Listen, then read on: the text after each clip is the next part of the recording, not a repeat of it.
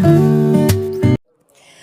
वालेकुम जी, कैसे हैं आप सब। तो जी स्टार्ट करने से पहले मेरी हर दफ़ा की छोटी सी रिक्वेस्ट कि मेरे चैनल को लाइक सब्सक्राइब और शेयर लाजमी किया करें। तो जी चलते हैं अपने आज के व्लॉग की तरफ। तो जी वेलकम इन न्यू व्लॉग। तो जी यहाँ मैं निकली थी, सुबह सुबह का टाइम था बाहर, और आज मेरा दिल था कि मैं मशीन लगाकर अपने कपड़े धो लूँ, क्योंकि पूरे वीक के कपड़े इकट्ठे हुए हुए थे।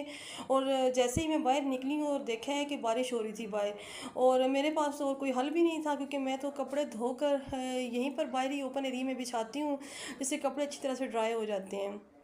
तो मैं बड़ी परेशान हुई कि इसका मतलब है कि आज कपड़े रह जाएंगे, और अगर एक दिन और पेंडिंग पे चले गए तो फिर और ज़्यादा कपड़े इकट्ठे हो जाएंगे। तो कपड़े तो मैं धो नहीं सकी, तो फिर हमें चाहिए थी बच्चों के लिए कुछ चीज़ें, तो फिर हम चले गए वो चीज़ें ख़रीदने के लिए, और यहाँ पर हम पहुँच गए थे सेंटोरस मॉल के अंदर। ये इस्लामाबाद का बहुत बड़ा मॉल है। तो अगर आप लोग आउट ऑफ सिटी हैं तो जब भी आएँ तो इसको विज़िट ज़रूर करें। बहुत प्यारा मॉल है और बहुत बड़ा है। यहाँ पर जाने का एक फ़ायदा ये होता है कि आपको फूड कोर्ट के साथ साथ जितनी भी ब्रांडेड शॉप्स हैं तो वो आपको एक ही जगह पर मिलेंगी। ये सारी ब्रांडेड शॉप्स हमारे पास सदर में भी हैं, लेकिन सदर में मसला ये होता है कि वो अलग अलग जगहों पे हैं, तो वो मूव करना भी बड़ा मुश्किल होता है। और फिर उनका ये भी मसला होता है कि उनके सीढ़ियाँ हैं, बार बार सीढ़ियाँ चढ़ना उतरना बहुत मुश्किल हो जाता है। और सेंटोरस के अंदर जाने का फ़ायदा ये होता है कि यहाँ पर सीढ़ियाँ नहीं हैं, एलिवेटर्स हैं, लिफ्ट्स हैं, जो आप यूज़ कर सकते हो। तो इससे आपकी टाइम की भी बचत हो जाती है और आपको थकावट भी कम होती है। 14 अगस्त की वजह से इन्होंने मॉल को सजाया हुआ था, और मेरा ख्याल है कि फिर बाद में ये ना उतारना भूल गए। तो लग बहुत प्यारा रहा था मॉल, और साथ ही इन्होंने राइड रखी हुई थी बच्चों के लिए, और ये 200 पर हेड के हिसाब से वो बच्चों को राइड दे रहे थे, जिससे बच्चे बहुत एंटरटेन हो रहे थे और खुश भी हो रहे थे। तो मेरे बेटे ने भी जब देखा कि बाकी बच्चे ले रहे हैं तो उसने भी इशारा किया कि मुझे वो राइड चाहिए। तो जी उसने भी राइड ली और वो भी खुश हो गया, बच्चे भी खुश हो गए, एंजॉय भी कर लिया। उन्होंने हमारी ज़रूरत की जो चीज़ें थी फिर वो भी हमने ख़रीद ली। तो मैं आज आप लोग के साथ शेयर करूंगी अपनी सीक्रेट चपली कबाब की रेसिपी, जो कि आपको किसी भी चैनल पर नहीं मिलेगी, और ये बिल्कुल ऑथेंटिक रेसिपी है। आप इसको बनाकर भी फ्रीज़ कर सकते हैं, कच्चे भी फ्रीज़ कर सकते हैं, और आप इसको अपने घर में भी यूज़ करें, गेस्ट आए उनके लिए यूज़ करें, या इसको आप फूड पांडा पर लगाएं, जैसे चाहे मर्जी रखें। तो यहाँ पर मेरे पास था आधा किलो के बराबर चिकन बोनलेस, साथ में आधा किलो ही प्याज थे। जितना चिकन होगा उतने ही प्याज लेने हैं, और इसी तरह से बड़े बड़े मेरे पास से 4 से 5 अदद टमाटर। तो चिकन को मैंने अच्छी तरह से जो है वो चॉप कर लिया, और बिल्कुल मतलब कीमे से भी ज़्यादा एक उसमें जो है वो स्टिकनेस सी आ जाए इतना आपने चॉप करना है, क्योंकि जितना इसको आप अच्छा चॉप करेंगे आपके चपली कबाब उतने ही अच्छे बनेंगे।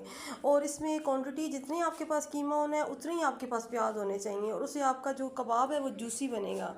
और कीमे को मैंने जब अच्छी तरह से चॉप करके एक दफ़ा चॉप किया तो मैंने देखा कि अभी उसमें ना स्टिकनेस उस तरह वाली नहीं आई, तो मैंने उसको दोबारा चॉपर में डाला, तो वो अच्छी तरह से चॉप हो गया। फिर उसको मैंने एक बाउल के अंदर निकाला। ये बिल्कुल ऑथेंटिक रेसिपी है। मैंने भी बहुत सारी रेसिपीज़ ट्राई की थी यूट्यूब के ऊपर, हज़ारों के हिसाब से चपली कबाब की रेसिपीज़ मौजूद हैं, लेकिन उनमें से कोई भी इस तरह से वर्क नहीं करती। फिर जिस चॉपर में मैंने कीमा चॉप किया था उसी के अंदर ही मैंने प्याज़ों को भी चॉप किया था, लेकिन प्याज़ों को इतना बारीक आपने चॉप नहीं करना, जैसे मोटा दरदरा सा होता है ना, उस तरह से आपने प्याज़ों को चॉप करना है। जस्ट मैंने सिर्फ एक दो दफ़ा ही मशीन को चलाया था और फिर मैंने इनको निकाल लिया था, क्योंकि अगर आप ज़्यादा इसको चॉप कर देंगे तो वो फिर प्याज जो है वो पानी छोड़ना शुरू हो जाते हैं। तो आप देख रहे होंगे कि आपको चंक्स से नज़र आ रहे होंगे। मैं इसी तरह से काफ़ी सारे कबाब एक ही दफ़ा बना कर रख लेती हूँ, और कभी कभी मैं फुल कुक करके उनको मैं फ्रीज़ कर देती हूँ, और जब कोई ऑर्डर आता है तो उनको फटाफट निकालती हूँ, माइक्रोवेव करती हूँ और डिलीवर कर देती हूँ। या फिर अगर कच्चे फ्रीज़ किए हुए हैं तो उनको जैसे शामी कबाब को फ्राई करते हैं इसी तरह से मैं तवे के ऊपर उसको शामी कबाब जितना टाइम लगता है तो उसको फ्राई करके मैं डिलीवर कर देती हूँ। इसके अंदर मैंने डाला था जी 1 कप के बराबर था मकई का आटा, नमक, हरी मिर्च, और 1 चम्मच था मेरे पास मीठा सोडा। मीठा सोडा जो हम अक्सर चने गलाने के लिए यूज़ करते हैं वो वाला। लहसुन अदरक का पेस्ट 1 1 चम्मच, साथ में अनारदाना 2 चम्मच मैंने अच्छी तरह से पीस के उसके अंदर डाल दिए थे, और 3 से 4 चम्मच आपने डालने हैं कॉर्नफ्लोर के। तो बस इससे ज़्यादा मसाले इसके अंदर नहीं डालते। हाँ, अजवाइन आपने लाजमी डालनी है इसके अंदर। अजवाइन 1 चम्मच सही भर के वो आपने पीस कर इसके अंदर ऐड करनी है।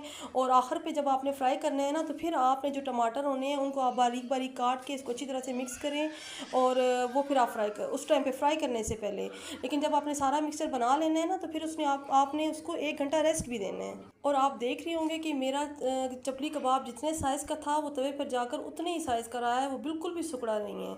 वरना अक्सर कबाब ऐसे होते हैं कि उनको आप तवे के ऊपर डालें और वो सिकुड़ के बिल्कुल ज़रा से रह जाते हैं। बहुत हार्ड होते हैं, लेकिन ये अंदर से इतने जूसी होते हैं ना, आप एक दफ़ा बनाकर ट्राई ज़रूर कीजिएगा। और यहाँ पर मेरे पास ऑर्डर आया हुआ था चपली कबाब बर्गर का।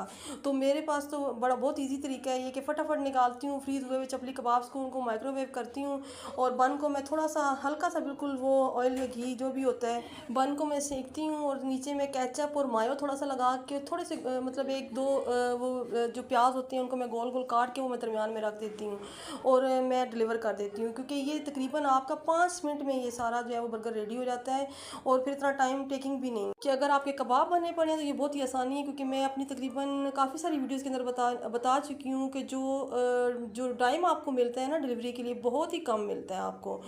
और उस टाइम के अंदर आपको खाना प्रिपेयर करके और फ्रेश खाना आपको राइडर के हवाले करना होता है, अदरवाइज़ आपको पेनल्टी चार्ज करनी पड़ती है। तो ये कबाब मैंने फ्रीज़ किए हुए थे, तो फटाफट बस मैंने निकाले फ्रीज़र से और उनको मैंने माइक्रोवेव किया और बन भी मैंने फटाफट सेके तवे के ऊपर, और बस यही 3-4 चीज़ें मैं डालती हूँ और अल्हम्दुलिल्लाह इतनी अच्छी सेल होती है इनकी।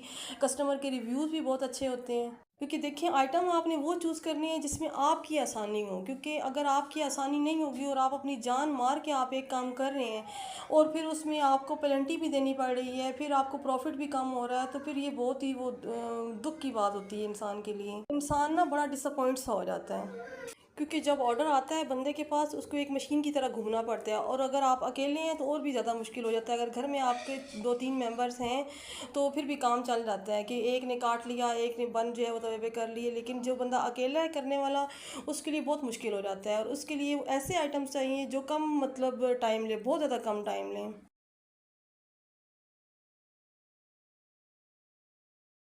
और मैं यहाँ पे थैंक यू बोलना चाहूँगी उन लोगों को जिनको मेरी वीडियोस पसंद आ रही हैं, बहुत बहुत शुक्रिया उन लोगों का। तो जी मिलते हैं इंशाल्लाह एक नए व्लॉग के अंदर। अपना ढेर सारा ख्याल रखिएगा। ओके जी, अल्लाह हाफिज़।